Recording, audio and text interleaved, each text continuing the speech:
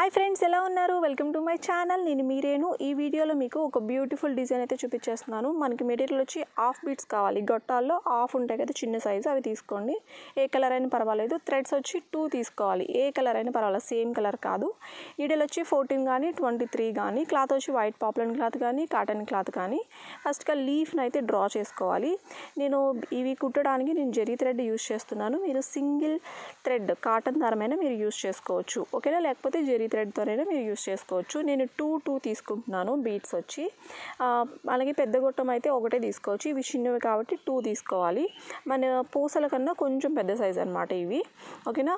మీకు ఇంతకు ముందు బీట్స్ కుట్టడం చూపించాను. ఒకవేళ అది రాని వాళ్ళు ఇది 1కి 2 సార్లు చూస్తే మీకు ఈజీగా ఉంటుంది. ఏం లేదు, ఫస్ట్ ఒక చైన్ వేస్తారు చూడండి. మళ్ళీ బ్యాక్ వచ్చేసాను. ఫస్ట్గా ఇలా వెనక్కి వచ్చి ఒక లాంగ్ చైన్, ఒక షార్ట్ చైన్ వేసి ఇక్కడ 2 బీట్స్ అయితే ఎక్కించుకొని మళ్ళీ ఒక చైన్, దానిపైన ఒక చిన్న గొలుసు వేస్తారు. వేసి మళ్ళీ వెనక్కి రావాలి. ఇప్పుడు ఒక లాంగ్ చైన్, ఒక షార్ట్ చైన్ వేసి ఇప్పుడు మళ్ళీ 2 ఎక్కించుకొని ఒక చైన్, దానిపైన ఒక చిన్న చైన్, మళ్ళీ వెనక్కి రావాలి.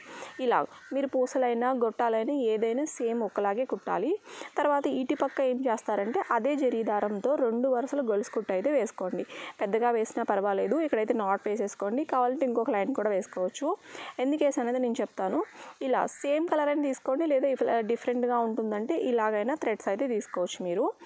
లాస్ట్లో నాట్ అయితే వేసేసి, లాంగ్ అండ్ షార్ట్ ఆల్రెడీ మీకు వచ్చి అనుకుంటున్నాను. రాని వాళ్ళు ఎవరి నుండి మళ్ళీ చెప్తాను చూడండి.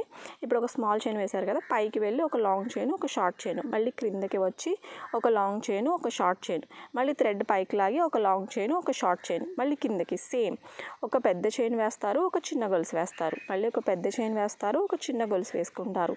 అలాగే కాకపోతే ఏంటంటే పైకి లాగేటప్పుడు ఆ చిన్న గొలుసు వేస్తాం కదా, అది లాగేటప్పుడు ఏంటంటే మనకి అది వెనక్కి లాగినప్పుడు కరెక్ట్గా అక్కడ నాట్ లాగా పడాలి. పడకపోతే లూజ్ అనేది వచ్చేస్తుంది అనమాట. ఈ వర్క్ అయితే అందరూ తప్పకుండా ప్రాక్టీస్ చేయండి. చాలా చాలా బాగుంటుంది ఈ వర్క్. ఏదైనా బ్లౌజ్ మీద మీరు వర్క్ చేసి చూడండి, చాలా హెవీగా కనిపిస్తుంది, చాలా బాగుంటుంది. మీకు టైం కూడా పడుతుంది, ఎందుకంటే ఒక పక్కన థ్రెడ్ వర్క్ చేయాలి, ఒక పక్కన బీట్స్ వర్క్ చేయాలి. ఈ వర్క్ అయితే సూపర్గా ఉంటుంది. నాకైతే ఈ వర్క్ అయితే చాలా ఇష్టము.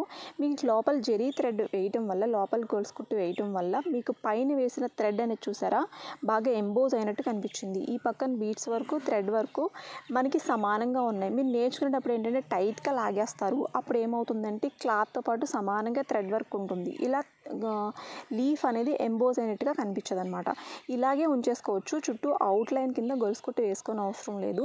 మీకు ఇలా నచ్చితే ఇలాగే ఉంచుకోవచ్చు. లేదు అవుట్లైన్ కింద గొలుసు కుట్టు వేస్తాము అనుకుంటే మీకు జరీ థ్రెడ్తో కానీ లేకపోతే సిల్క్ దారం ఏ కలర్ అయినా మీకు మ్యాచింగ్ చూసుకొని గొలుసు కుట్టు కూడా వేసుకోవచ్చు. చాలా బాగుంటుంది, ఓకేనా? తప్పకుండా ట్రై చేయండి. 1కి 4 సార్లు ప్రాక్టీస్ చేయండి. బాగా వచ్చే వరకు నీట్గా రావాలి. లీఫ్ అయితే బాగా ప్రాక్టీస్ చేయండి, ఓకేనా? అలాగే వీడియో నచ్చినట్లయితే తప్పకుండా లైక్ చేయండి. ఫస్ట్ టైం మన ఛానల్ చూసినట్లయితే తప్పకుండా సబ్స్క్రైబ్ చేసుకోండి. అలాగే మీ ఫ్రెండ్స్ అందరికీ షేర్ చేసేయండి. సూపర్గా ఉంటుంది. అందరూ తప్పకుండా ట్రై చేయండి. Thank you friends, thank you so much. Bye.